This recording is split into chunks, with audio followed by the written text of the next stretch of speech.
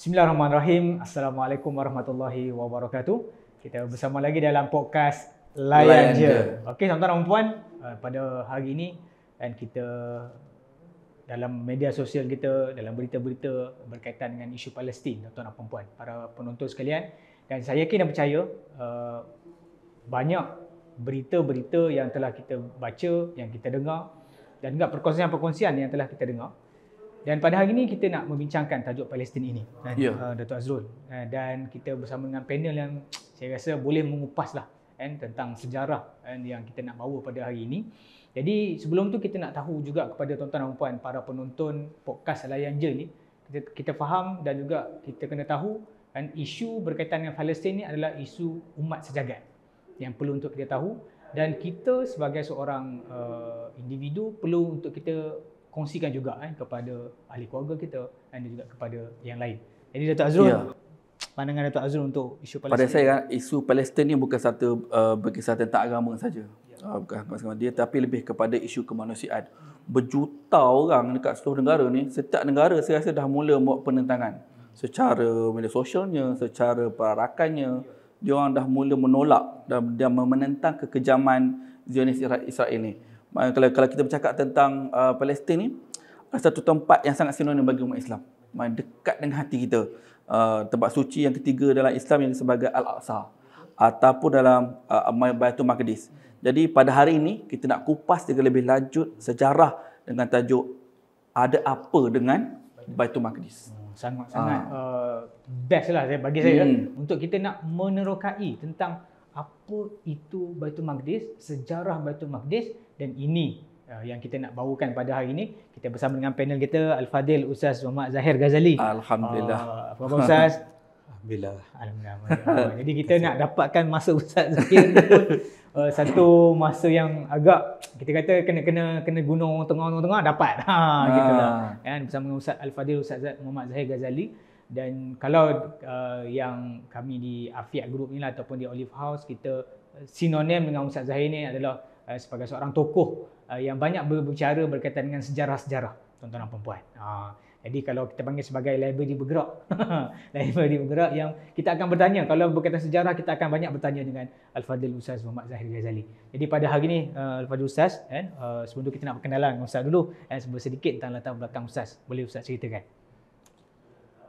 Assalamualaikum warahmatullahi wabarakatuh. Ana akhukum fil Islam, Muhammad Zahir bin Ghazali seperti yang dikenali. Saya berasal daripada Bukit Selambau, Petani Kedah, dan belajar di peringkat sekolah rendah dulu di kampung lah, di Bukit Selambau di kampung Kuala Sin, di kampung kelahiran saya lah. Kemudian sambung pengajian di peringkat menengah di Pondok Pak Yau Madrasah Taufiqiyah Alimiyah yang ada kes kebakaran dulu kan. Kemudian nyambung pengajian seterusnya di Madrasah Nahdah Bukit Besar. Kemudian sambung lagi ke Jamiatul Azhar, Masjid Al-Azhar di Cawangan, Damanhur. Kemudian baliklah ke Malaysia. Alright. Okey, tadi Ustaz ada cerita sikit tentang latar belakang. Jadi Ustaz, untuk topik kita pada hari ini kan ada apa dengan Baitul Maqdis. Mungkin boleh Ustaz terangkan di peringkat awal ni lah kan, ada apa Baitul Maqdis dengan Palestin. Jadi boleh Ustaz uraikan. Okey, tajuk kita berkaitan dengan Baitul Maqdis dan juga Palestin. Seperti yang Dato' Azrul sebut tadi, apabila berlakunya konflik di antara Palestin, khususnya Gaza dan Yahudi Zionis, dan pada masa yang sama ni akan timbullah isu yang melibatkan Masjidil Aqsa dan juga Baitul Maqdis. Jadi sebenarnya kalau kita tengok dari sudut peta Palestin, Gaza ni yang berlakunya peperangan yang diperkatakan pada hari ini, Gaza ni dia terletak 70 km dengan Baitul Maqdis. Dan Baitul Maqdis tu bukan berada di dalam Gaza. 70 km maknanya daripada Sungai Petani jauh juga Ustaz ke Parlis tu. Tapi dia dekat lah, tapi orang Gaza tak boleh masuk pun ke Baitul Maqdis sebab dia ada sekatan tembok dan orang Yahudi pun dia tak boleh masuk ke Gaza sebab sekatan tu. Gaza ni wilayah yang besar Ustaz. Dia wilayah Gaza. Gaza. Gaza kecil ya, sebab tu selalu disebut dia punya kecil daripada lembah Kelang kan. Cuma apabila berlakunya pertemuan di antara Gaza dengan Hamas, pemimpin Islam di Gaza dan tentera-tentera Islam di Gaza dengan Israel, dengan Yahudi, negara Zionis ni, orang akan bercakap tentang Al-Aqsa sebab dunia, khususnya kita lah orang Islam, kita melihat seolah Gaza ataupun Hamas, orang Gaza tu adalah orang yang bertanggungjawab yang penting di dalam mempertahankan Masjidil Aqsa, mencorakkan masa depan Masjidil Aqsa tu terletak di tangan orang Palestin yang tinggal di Gaza. Jadi kalau dari sudut sejarah Al-Aqsa itu sendiri, Al-Aqsa ni dia sejarah dia panjang. Kalau kita sembang ataupun berbicara tentang konflik ataupun peperangan ni, kalau tengok apa yang disebut oleh pengkaji-pengkaji sejarah, dia ada 5 kategori lah fasa yang melibatkan Al-Aqsa ataupun Masjidil Haram, Masjidil Aqsa ni.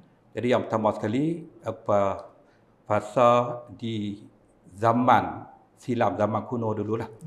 Daripada bermulanya Masjidil Aqsa dibangunkan oleh Nabi Ibrahim alaihissalam, sampailah berlaku kisah yang melibatkan nabi-nabi yang dan kemudian yang keduanya zaman Empire Rome. Empire Rome pun banyak cerita dia. Kemudian yang ketiganya zaman Empire ataupun Khilafah Islam. Kemudian yang keempat zaman Palestin, Islam juga tapi yang melibatkan bangsa Palestin. Dan yang kelima bermulanya penjajahan Palestin oleh tentera Zionis pada tahun 1948. Jadi saya tengok apabila berlakunya konflik Gaza dan Zionis ni, dia ada banyak benda-benda yang dari sudut side yang positif lah. Apabila ramai masyarakat dunia ni, termasuk non-Muslim yang Datuk sebut tadi, mereka ni lebih kepada kemanusiaan kan. Tapi orang Islam ni, kita akan mula bercakap dan mengkaji tentang sejarah Masjidil Aqsa ataupun Baitul Maqdis itu sendiri.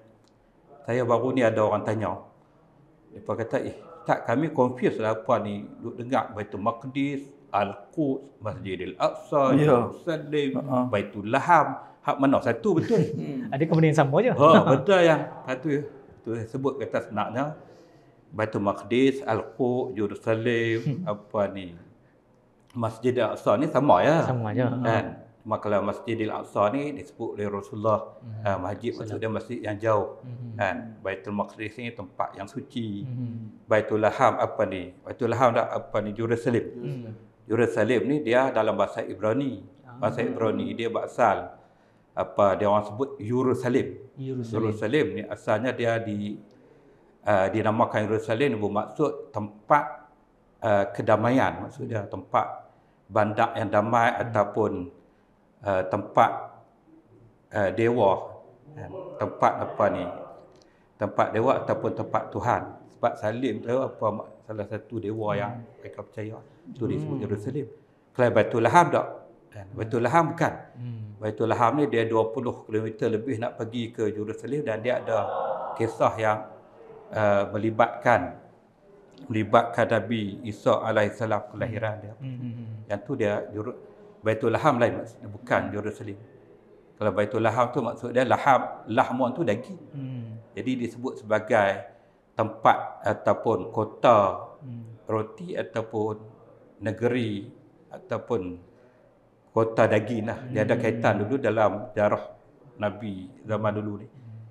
Bagaimana daging-daging yang hancur ni kemudian dihimpunkan kembali. Jadi Ustaz boleh terangkan sikit tentang sejarah Al-Aqsa Ustaz?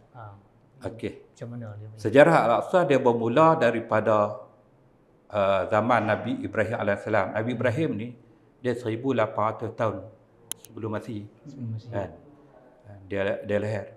Dan Rasulullah SAW Sallallahu alaihi wasallam. dalam satu hadis, dia ditanya oleh seorang sahabat yang bernama Abu Zar Al-Ghifari. Abu Zar tanya Rasulullah tentang air masjid apa yang pertama, yang terawal yang dibangunkan di atas dunia ni, muka bumi.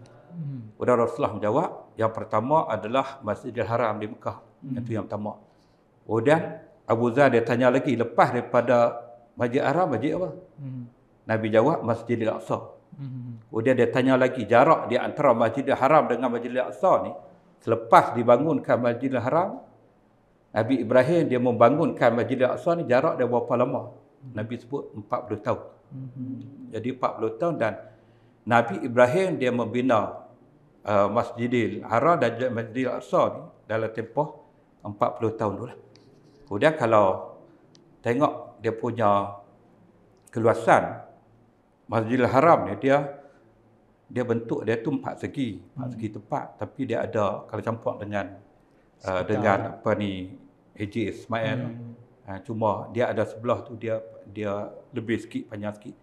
Dan keluasan Masjidil Aqsa pula 40 kali ganda daripada Masjid Haram. Kalau kita letak dia punya saiz Masjidil Haram ni 40 kali, dapat saiz Masjidil Aqsa. Oh, Dia besar. Kemudian 35 hektar.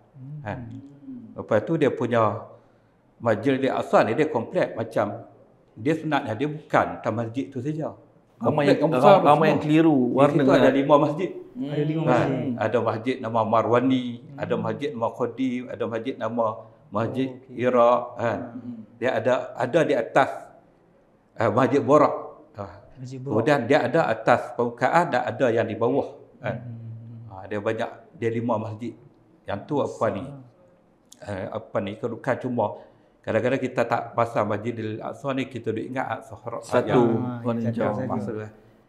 Jadi apabila Nabi Ibrahim, saya patah balik macam mana bermulanya sejarah Masjidil Aqsa dan apa keistimewaan dia yang menyebabkan dia menjadi rebutan dan menjadi tempat yang cukup menimbulkan berbagai konflik pada zaman dulu lah.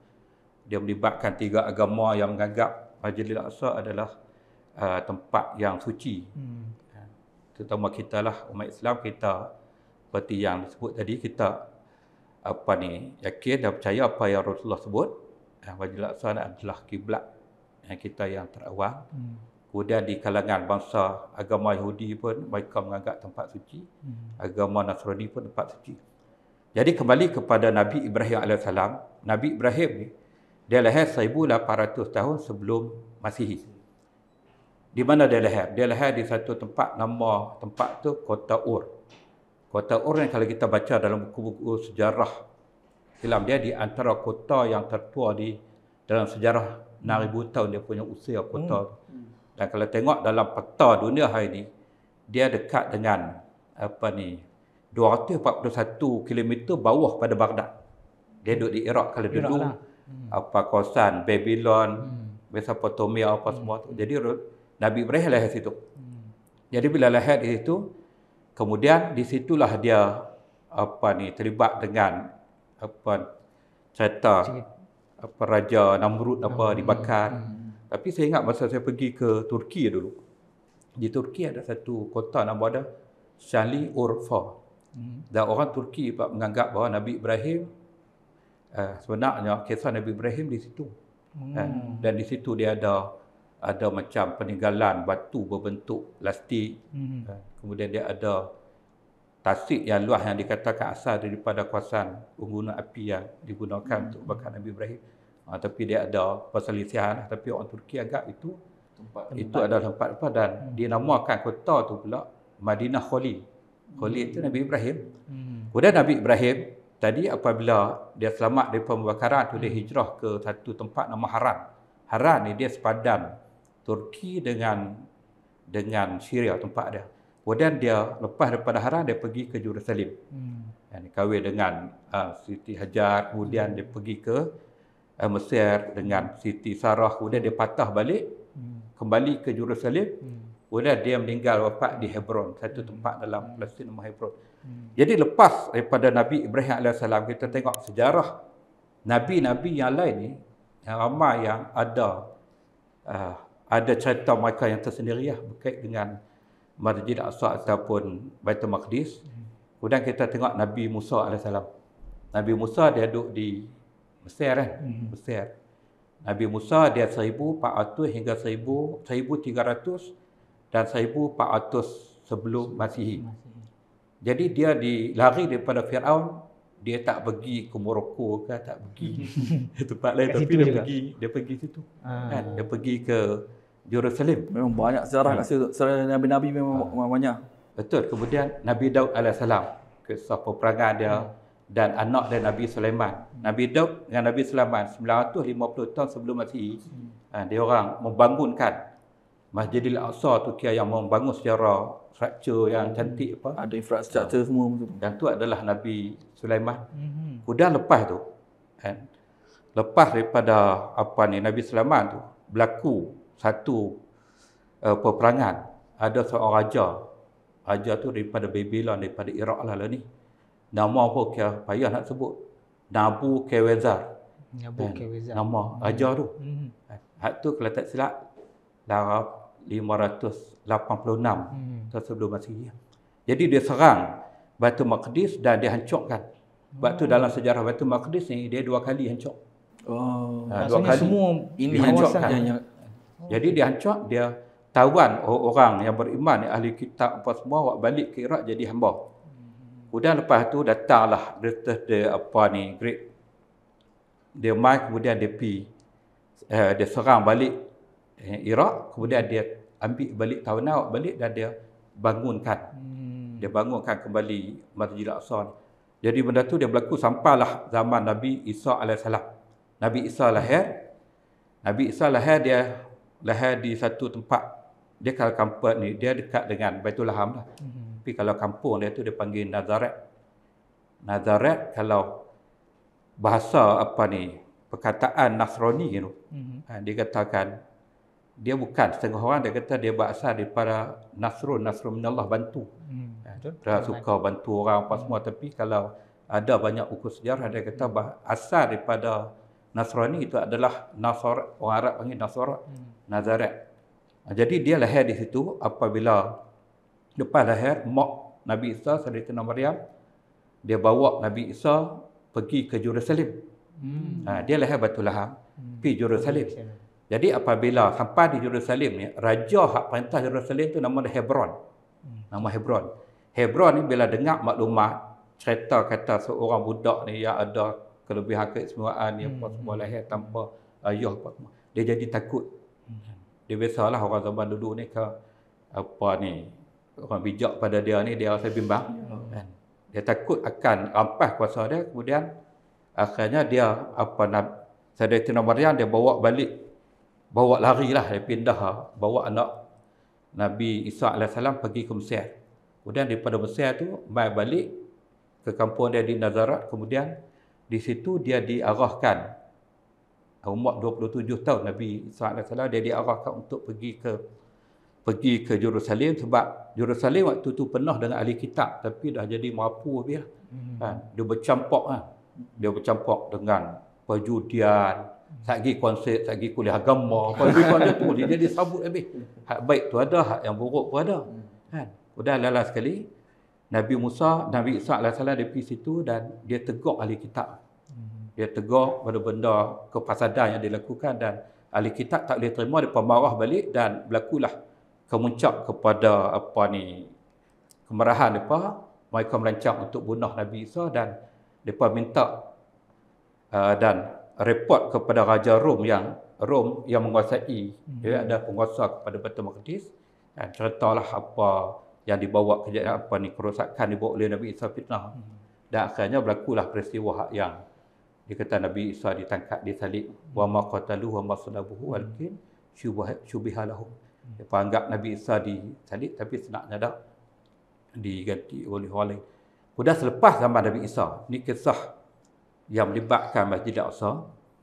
Pada 70 tahun selepas kelahiran Nabi Isa 70 Masihi, berlaku satu perang. Seorang raja daripada Rom juga, nama Raja Titus. Contoh ni dia macam, ingat ada jenama pakaian apa kan? Pemain bola pada nama dia. Jadi dia orang ni serang Masjidil Aqsa, Baitul Maqdis, dan kali ni mereka runtuhkan, hancur terus. Kali kedua. Termasuk dia orang ambil, antaranya dia orang ambil tabut kotak hak yang menyimpan mukjizat Nabi Musa AS. Sebab tu sampai hari ni dikata orang Yahudi duk cari tu. Mereka duk ingat mungkin ada di bawah tapak Masjidil Aqsa. Jadi selepas daripada Titus tu, kemudian berlakulah sampailah di zaman Rasulullah sallallahu alaihi wasallam. Nabi lahir tahun 570 sebelum Masihi. Kan? Dia dapat wahyu 610. Jadi pada 300 tahun Masihi masa tu, Baitul Maqdis ni dia dah tak sama dah, sebab orang-orang Rom ni depa berpecah dua. Dia berlakulah apa-apa pecahan, ada orang timur, orang barat. Orang timur dia ikut ajaran Nabi Isa alaihissalam. Jadi Rasulullah dia tak pernah kuasai Baitul Maqdis. Cuma dia berlaku peristiwa Isra' dan Mi'raj, dia cerita kepada para sahabatnya tentang keadaan Masjidil Aqsa, Baitul Maqdis. Cuma di zaman Sayyidina Umar, ni zaman yang kebelakangan ni. Zaman Sayyidina Umar dia hantar seorang sahabat nama Abu Ubaidah Amir Al-Jarrah. Ini nama-nama hak sinonim. Ni yang sejarah Abu Ubaidah sekarang ni. Abu Ubaidah Amir Al-Jarrah. Netizen kita tag Abu Ubaidah ni. Abu Ubaidah nak tahu sangat ni Abu Ubaidah ni. Ya, yang ada nama apa ni? Brigade Abu Ubaidah macam apa ni. Sebenarnya lah nama sahabat. Jadi Abu Ubaidah ni dihantar untuk menguasai Baitul Maqdis. Tapi tak mau perang. Sebab tak mau berlaku kehancuran. Dan pada waktu tu, sepanjang perjalanan dia punya masa ratusan ribuan tahun, macam-macam berlakulah. Sampai dijadikan Baitul Maqdis tu sebagai tempat buang sampah, istana. Jadi sampailah bila Abu Ubaidah sampai di sana, padri yang menjaga Masjidil Aqsa Baitul Maqdis ni, dia panggil nak jumpa Abu Ubaidah. Dia kata sebenarnya dia orang ni dah tak mampu dah untuk nak menjaga Masjidil Aqsa, dan aku nak jumpa dengan ketua hampa lah, siapa dia, Sayyidina Umar zaman tu. Kalau boleh bawa ajak mai sini, aku nak cerita nak serahkan kepada orang Islam lah, sebab kami yang mengikut syariat Nabi Isa, kami dah tak mampu dah nak jaga. Dan masa tu dicerita macam-macam kesedih tengok Masjidil Aqsa jadi tempat buang sampah apa semua. Kalau sekali Nabi Isa, Sayyidina Umar ni dia terus datang daripada Madinah. Datang dan jumpa dengan padri-padri sana, dan mereka nak menyerahkan wakaf, sebab Masjidil Aqsa ni, Baitul Maqdis, dia adalah tanah wakaf umat Islam. Dia milik orang yang cinta Allah dan cinta Rasul. Yang beriman pada Rasul ni, hak termasuk kita, dia jadi milik umat Islam satu dunia. Jadi dia minta supaya dia serahkan secara rasmi tugasan menjaga tanah wakaf ni. Sebab tu termeterinya satu perjanjian dia panggil Al-Ahdul Umarain.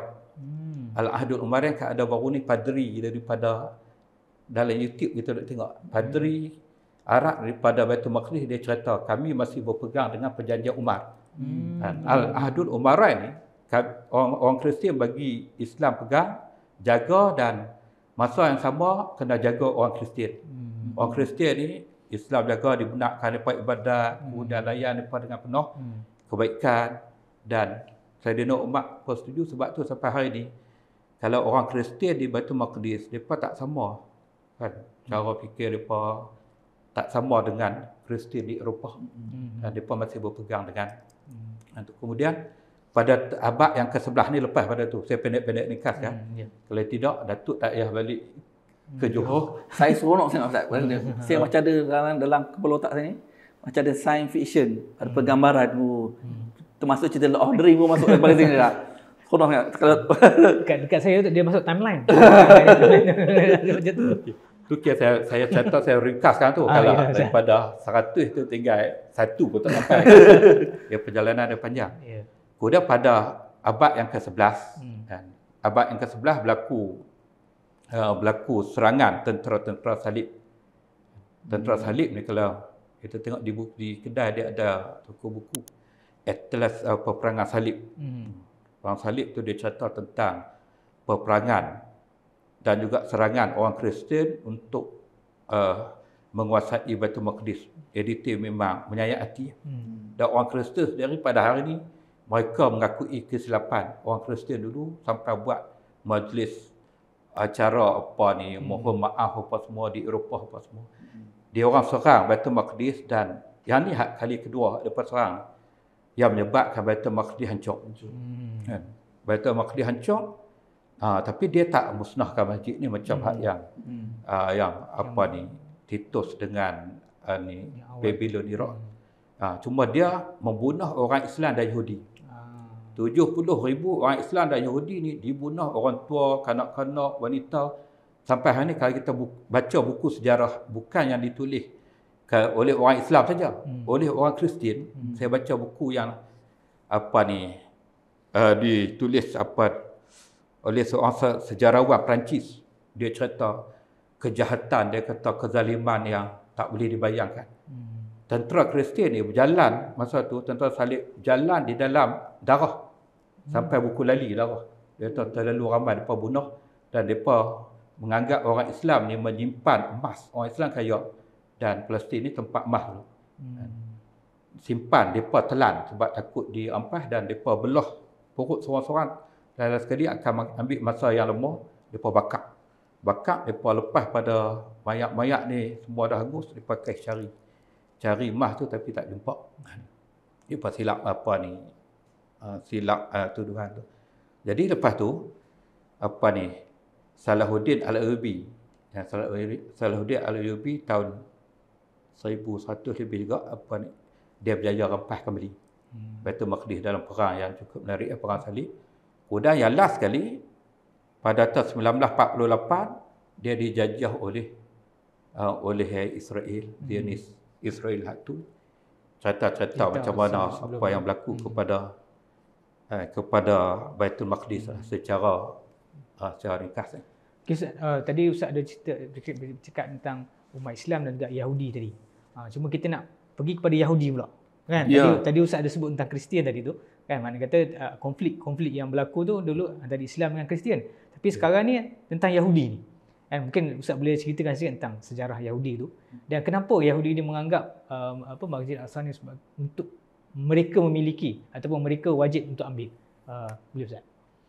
Okey, kalau orang Yahudi ni mereka menganggap Baitul Maqdis ni adalah tempat ataupun tanah yang dijanjikan oleh Tuhan kepada mereka. Hak tu adalah hak mereka. Nabi Musa AS tinggalkan Mesir pergi ke sana. Cuma apa yang disebut dalam Quran, di dalam surah Al-Maidah, cerita macam mana kisah Nabi Musa apa semua. Sebenarnya mereka ni diarahkan supaya pergi ke Palestin, ke Baitul Maqdis, tapi mereka taklah diarah supaya menguasai. Menguasai.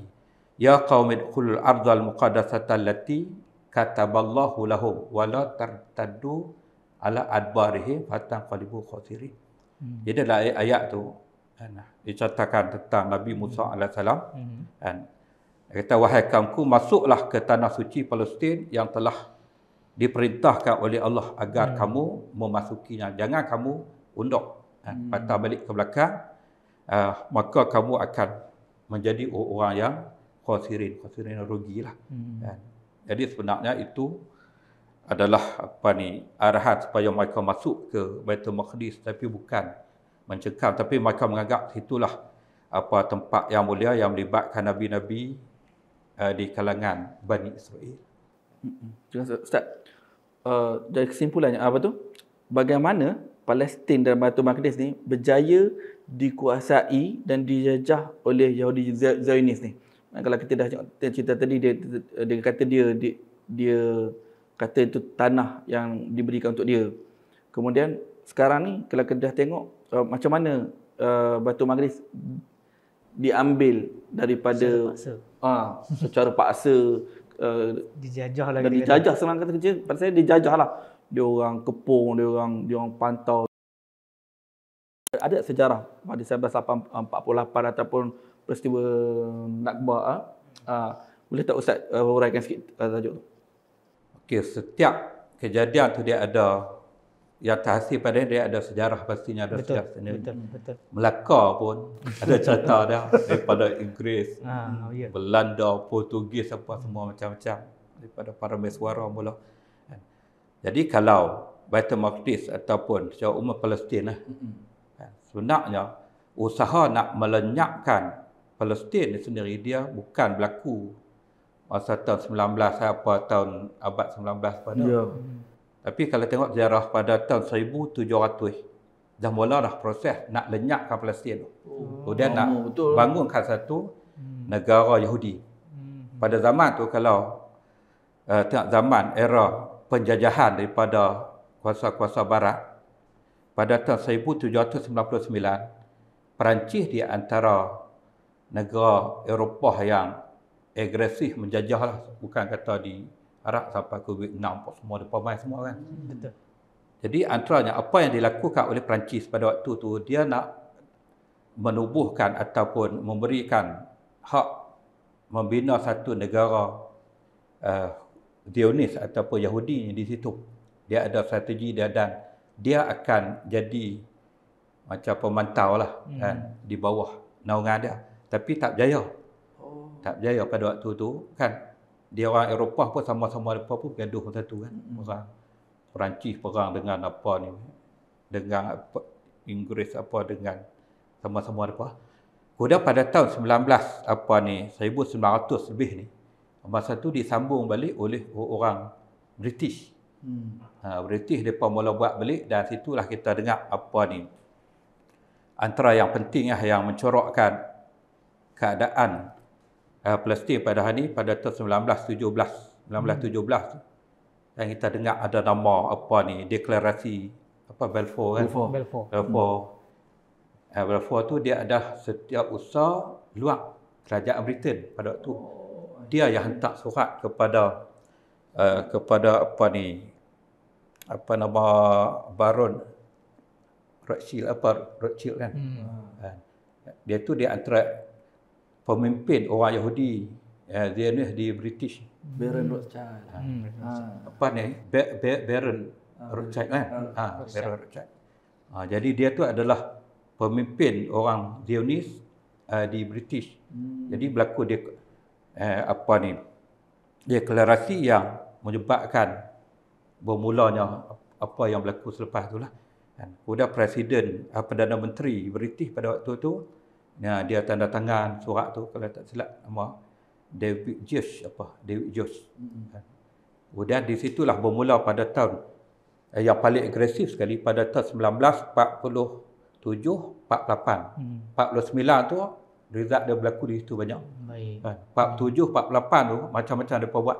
Kan. Bawa apa masuk orang Yahudi daripada luar, kemudian waktu tu depa menekan orang Palestin. Lepas tu mula dicadangkan dibentuk dua negara. Palestin tu akan pecah jadi dua. Tapi yang peliknya 1/3 saja penduduk tu orang Yahudi, tapi Yahudi dapat 55%. Kan? Orang Palestin tak setuju dan Yahudi ni dapat 55% pun tak setuju. Sebab bukan sebab mereka dapat banyak lah, tapi sebab mereka rancang nak ambil semua. Nak ambil semua. Sampailah akhirnya apa ni, lepas tu berlaku penentangan yang Al-Qassam, Izzuddin Al-Qassam apa tu yang dia syahid 1935 kan. Kemudian dia menggerakkan rakyat untuk bangkit lawan apa semua sampai tahun 1948 kan. 48 tu tertubuh negara Yahudi. Negara Yahudi berlaku apa ni, Nakbah apa semua kan. Nakbah apa. Pasal tu kemudian tahun 1949 Israel dia diiktiraf masuk ahli negara dalam PBB dan PBB. Dan okay, Ustaz, tadi Ustaz ada sebut tentang Al-Qassam tadi kan. Mungkin Ustaz boleh ceritakan sedikit sejarah Hamas dan Al-Qassam Ustaz. Popular Ustaz. Kira trending lah. Teringin nak jumpa. Teringin nak jadi, teringin nak jumpa. Trending ada dekat ni Hamas dengan Al-Qassam. Tapi ramai tak tahu senang ke susah nak masuk ke. Okey, cerita Hamas ni saya kena flashback balik pada mula. Sebab dia ada kaitan setelah kejatuhan kerajaan Osmaniyah 1924. Okey. 1924 jatuh masa tu umat Islam dah tak ada dah khalifah, tak ada pemimpin, ulama-ulama Islam yang aktif, agresif, kreatif bina balik kumpulan-kumpulan untuk jaga umat Islam.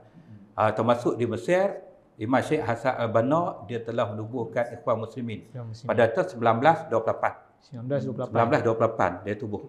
Kemudian tempat dia tubuh tu nama Bandar Ismailiyah. Kalau di Mesir tu adalah pekan Bandar Ismailiyah macam kita Bandar Ipoh, Seremban macam tu. Dan kemudian di situ dia mula merekrut umat Islam yang ada saki-baki kasih kepada Allah Rasul, nak pada agama apa semua. Dia mula rekrut, termasuk antara yang dia buat, dia hantar adik dia Abdul Rahman Al-Banna pada tahun 1935. Tahun 1935 dan 28 lepas tubuh. 1935 dia hantar pergi ke Gaza. Dia hantar ke Gaza dalam masa 10 tahun 1935 hingga 1945. Ikhwan di sana dah mula bertapak dan di situ mula dah Hamas tu, akad Hamas tu dah ada. Dan akad Hamas dan sampai pada tahun 1947, yang tadi 35 dia masuk 47, ahli Hamas di situ tu dia ada lebih daripada 10,000 orang. Lebih pada 10,000. Dan ahli mereka ni bukan setakat ahli si borang je satuan tu dah. Kan? Ahli mereka ni kita dari sudut sosial dengan jihad mereka ilmu apa semua. Dia macam dilatih sungguh. Kemudian dia berlaku perjalanan. Dia panggil Muqawamah. Harakatul Muqawamah Islamiyah. Hamas ni maksud dia semangat. Hamas ni maksud semangat. Tapi asal dia nama Harakatul Muqawamah Islamiyah, kebangkitan umat Islam. Kemudian lepas tu kan Syekh Ahmad Yassin kan. Syekh Ahmad Yassin. Depa ada mujamak, depa buat satu perjumpaan di rumah dia. Di situ ramailah di antara Abdul Aziz Rantisi, Syekh Soleh Syihada apa dan depa ni mula menggerakkan mukawamah kebangkitan orang Palestin. Kita tak boleh biarkan orang Islam terus dijajah, Palestin terus ditindas apa semua. Kemudian sampailah akhirnya Hamas ni dia ditubuh secara rasmi pada tahun 1988. Saya ingat saya dikatakan 87 dan 88. Maksudnya daripada awal tu dia bergerak secara orang kata apa senyap dululah betul sebelum didaftarkan. Dia gerakan dia macam ikhwan dulu kan. Dan ikhwan muslimin cuma pada tahun 2006 depa masuk pilihan raya. Kan tidak dulu dia orang tak join pilihan raya pemilu. Tak join, tapi 2006 depa masuk pilihan raya dan depa menang lawan dengan Fatah. Dan sebelum tu ada PLO, Palestine Liberation Organization kan, Reaksi Arafat. Tapi depa tak terima, Hamas tak boleh terima sebab bagi depa perjuangan yang merugikan Islam dan bangsa Palestin. Kemudian bila PLO tak ada, dia disambung oleh kumpulan Fatah. Fatah lah ni dia menguasai tepi barat. Dulu Gaza pun Fatah yang kuasai sebab tu ada boleh buka lapangan terbang tapi bila pilihan raya kalah. Fatah kalah dan di situ Hamas bermula lah. Dan dia lepas tu baru kita dengar tentang adanya Al-Qassam tahun 1992 lepas tu. Dia maksudnya Al-Qassam tu di bawah Hamas kan? Dia brigade ketenteraan. Dia yang pertama sekali Al-Qassam. Yang kedua dia brigade Al-Aqsa. Dia ada brigade dia banyak kan. Okey, kumpulan-kumpulan dia lah yang dia. Ustaz, mungkin kita dapat penutup rasa. Apakah harapan dengan nasihat Ustaz untuk rakyat Malaysia, terutamanya rakyat Malaysia kita sekarang ni Islam ni kan, untuk memberi sokongan kepada rakyat Palestin Ustaz? Mungkin ada sedikit apa yang kita kena buat? Apa yang kita buat lah senang Ustaz. Sebab banyak sangat kita kadang-kadang ada yang dekat netizen lagi. Ada yang menyokong, ada yang tak menyokong, kata salah strategi lah, tak strategi apa pandangan Ustaz kita dengan Palestin ni? Okey, baik. Pandangan saya dan nasihat terutama pada diri saya sendiri lah mula dan kepada netizen di luar, kepada netizen semualah, umat Islam khususnya. Kan? Jadi yang pertama ni kita jangan tinggalkan dan hilangkan kecintaan kita kepada Masjidil Aqsa. Sebab Masjidil Aqsa ni dia adalah tempat bumi wakafan, tempat bumi wakaf kepada umat Islam. Dia bukan hak orang Gaza, orang Palestin, Jenin, bukan orang tepi barat saja. Tapi hak kita yang berada di Al-Ustaz, di Sungai Petani, semua orang yang cinta Allah dan Rasul, kita mesti ada perasaan sayang kepada Baitul Maqdis. Kemudian yang keduanya, kita kena terus memberi sokongan moral lah. Sokongan moral kan. Kita tengok hari ini kita pakai muffler, kita ambil gambar, kita viralkan. Saya semalam ada dapat WhatsApp dihubungi oleh sahabat saya daripada Lubnan. Arab lah, Lubnan. Dia ni geng-geng anti Zionis. Dia hantar satu video, saya tak tengok di yang duk tengok di YouTube kita ni, tak jumpa lagi lah. Dia hantar gambar, tapi semua dalam bahasa Arab, dia punya tulisan tu. Gambar macam mana seorang pilot penerbangan MAS yang apabila dia tahu kata adanya penumpang Palestin di dalam bas tu, dia datang, dia layan, tegak, peluk apa semua kan. Dan dia orang teruja. Hebatnya Malaysia ni selalu berdepani isu-isu yang melibatkan dan isu umat Islam yang berlaku di dunia. Kemudian yang seterusnya, apa yang kita perlu lakukan, kita nak kena teruskan sokongan bantuan kewangan. Kita dah bagi dah, tapi nak kena bagi dan terus bagi. Bukan semata-mata untuk Gaza, tapi ini adalah untuk Al-Aqsa itu sendiri. Sebab apa yang berlaku di Gaza, dia akan mencorakkan perjalanan Al-Aqsa pada masa depan. Kemudian seterusnya, kita terus dengan aktiviti boikot. Ma la yutriku kullu la tutruku kullu. Apa hak kita tak boleh semua, kita jangan tinggal semua. Betul. Kalau kita tak boleh nak boikot hak benda yang menjadi, kalau Presiden Afiat sebut baru ni dia ada daruriyat, apa semua tu. Jangan kita sampai tak boleh nak boikot apa satu. Jadi kita teruskan boikot, dan yang terakhir, kita jangan lupa kita teruskan dengan doa. Doa silahul mukmin. Doa adalah senjata umat Islam yang kita tak nampak. Dan bukan saja doa ketika qunut nazilah, tapi setiap masa, setiap waktu solat, dan kita berdoalah supaya Allah memenangkan perjuangan umat Islam di Gaza, Allah menjaga Masjidil Aqsa, dan Allah Subhanahu Wa Taala mengalahkan Zionis dan semua mereka yang bersekutu dengannya untuk memerangi agama yang kita sayang ni. InsyaAllah. Jadi terima kasih Ustaz di atas kupasan tadi. Rasa tak puas rasanya. Kan? Dia dengan Ustaz ada part 2 part 3 dia rasa. Part 2 part 3 untuk tajuk. Sebab Ustaz dia cerita tentang sejarah tu daripada awal. Ya. Berawal masuk tengah sikit kan. Lepas tu setiap satu info tu dia ada berkisar sebelum tu. Jadi insya-Allah tuan-tuan dan puan, untuk kita punya penonton-penonton podcast Layan Je, jangan risau, insya-Allah nanti kita akan panggil dengan Ustaz Zahir. Sebab Ustaz Zahir banyak yang kita nak panggil bangkitan sejarah. Ya. Saya pernah bermusafir dengan Al-Fadhil Ustaz Muhammad Zahir ke Sepanyol. Dan sepanjang perjalanan Ustaz Muhammad Zahir menceritakan tentang kerajaan Andalusia. Sangat menarik. Okey, jadi insya-Allah itu tajuk ke depan lah. Jadi terima kasih sekali lagi saya ucapkan kepada Ustaz Muhammad Zahir. Banyak yang kita bawakan dengan Ustaz Zahir dan Datuk Azrul di penghujung ni. Terima kasih kepada semua lah yang menonton. Terima kasih, dan kita akan jumpa lagi dengan tajuk yang lebih menarik pada episod yang akan datang. Dan kita tutup dengan Layan Je. Kita jumpa lagi.